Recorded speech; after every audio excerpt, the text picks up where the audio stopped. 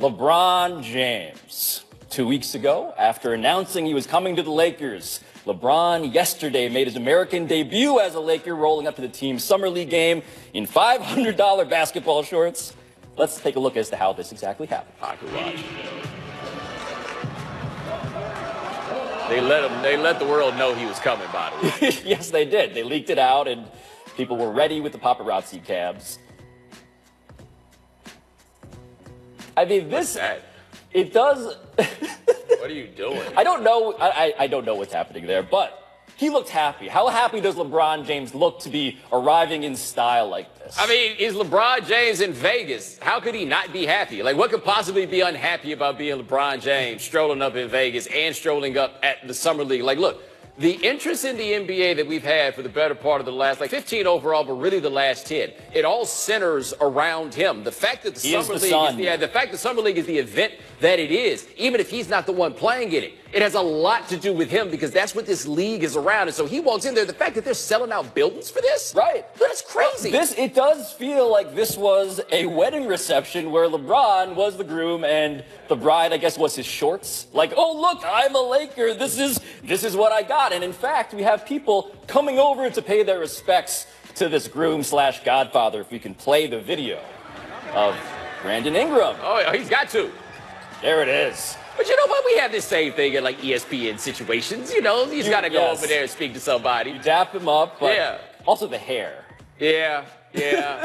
I mean, I respect it. He just got a little curly situation. I don't understand your generation. It's not for me to understand. But LeBron James dapping up Brandon Ingram like that, right? Like, I'm not suggesting that LeBron whispered into his ear as they were embracing, like, basketball's a business, man. Smile at the end of the sentence. And then he smiles, and he's like, Do you think there's any confidence from Brandon Ingram that, oh, wait, maybe this guy actually likes me? I thought it went well. Like, that's how it goes. They ask you about it. I thought it went all right. Now watch this one. We got Tyronn Lue, LeBron's old coach.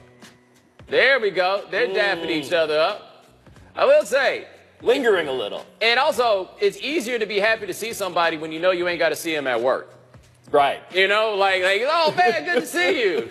Remember the good old days? Like, oh, I love this move, though. We're now all baseball pitchers. We're going to hold the glove up to our hand. No, I mean, but can't we blame him? Can we blame him? No, because we are doing this. Yes. And there is Tyler Lue against LeBron James's bosom. Like, please come back. Right? It's going to be so much easier, but also harder in some ways. But still, I watch you. What is this harder in some ways that you're talking about? How? Explain to me how that dude's life was harder by coaching LeBron James. It's harder in the sense that he gets now psychoanalyzed for laying his head upon a man's bosom. On that level, we are doing that. There's next card.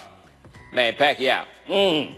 Coming off a one-year layoff, Manny Pacquiao scored his first knockout in 9 years this weekend with a seventh-round knockout of Lucas Matis in Kuala Lumpur, Malaysia. Pablo, how did watching this make your Filipino soul feel? I watched this alone in my living room in the dark. Your queen wouldn't even watch it with you? No, she's not staying up for this sort of macabre violence. I mean, I felt happy because I am Filipino, and this, right, that makes you feel good biologically if you're me. But the other phase of this that's so inescapable is that this is the end of Manny Pacquiao, right? Like, this is the triumph, but it's also the end. He's doing these fights, if I may speak in contravention of my ethnicity, for the money, because he needs the money, which is all to say that he is every other boxer now.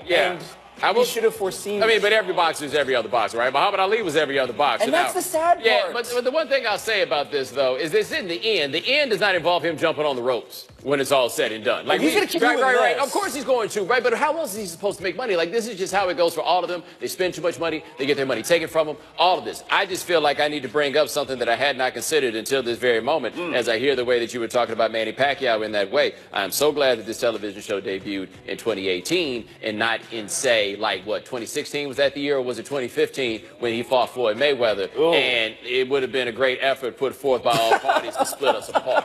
Like now we can stay together. Our friendship has survived Mayweather-Pacquiao. Boxing brings out the worst in people. So as you got that macabre level of pride watching the Filipino Manny Pacquiao staying up late at night, I don't want to know what you might have said by accident if he was fighting against Floyd Mayweather. I don't even like Floyd. I would never have gone Papa John on you. I can't say that about anybody when it comes to boxing. I I have heard things around boxing that are just kind of. But to your point earlier about the finances, the funny thing about Mayweather and Pacquiao and every other boxer, of course, is that, yes, the IRS is watching them from binoculars 2 feet away. These dudes get one giant paycheck, and the IRS just tracks what happens to them. Turns out they spend all of it. Yeah. Manny Pacquiao, unfortunately, Freddie Roach's trainer, who he cut ties with, foresaw this coming. Jabari Parker, another twist in another athletic saga. The Chicago Bulls signed the 2014 #2 pick to a 2-year, $40 million deal. Now, he only played 32 games last year in his return from a torn ACL, but he looked good. So, Bo, why did the Bucks let a 23-year-old with so much potential leave for nothing? I mean, we've got a couple of ways to look at this one. This is, again, the strange restricted free agent market of sorts, like, coming into play, yeah, it's right? A very weird Right, this is a big thing. I mean, Jabari Parker, keeping in mind he was on the cover of Sports Illustrated as a senior in high school. Yes, in front of Chicago, he posing. was the #2 pick in a draft that was considered to be a 3-superstar draft. He is a better player than Andrew Wiggins, even though Andrew Wiggins isn't that good. But Andrew Wiggins just got a zillion-dollar contract that it pales in comparison to what Parker wants. The Bucks weren't going to pay him what he wanted. The Bulls kind of need him in some very interesting ways, and that's that. One of the things that I've been hearing around the Bucks, which is not surprising to anybody who has ever spent time thinking about an NBA locker room, is that Jabari Parker did not appreciate the fact that this is now Giannis Antetokounmpo's team. I mean, he was the #2 pick. He was the guy. Part of the idea of him being in Milwaukee was that it was real close to Chicago, where he is now. This was supposed to be his franchise, and it got snatched from him for reasons that I don't think Jabari Parker, in his heart of hearts, could truly dispute. And so now he was a guy without a state, without a country, without a city. And if you're the Bulls entering this offseason with the most cap space in the NBA, this is not going to solve your woes, but I also get why you do it, especially when the second year isn't guaranteed. Well, also, it's a couple things. One, the thing for the Bucks is they really weren't any worse without Parker than they were, with him. Like, there really wasn't that much of a change there. They were awful defensively. Defensively, he was really bad. When they had him there. They're like, that was a part of it. But they could use someone like this. That's the weird thing. Like, they could, but apparently it's not him. Not him The thing for the Bulls, though, remember this about Jabari Parker, and you haven't thought about this in a while. He's another Simeon High School #25, just like Derrick Rose, right? Yes. He is the hometown hero. Part of why they thought work in Milwaukee is, as you said, that it was going to be close. And he was like, hey, I'll stay here. I'd like to be here because it's close to Chicago. This is local hero who's not bringing some of the baggage that Derrick Rose brings with him.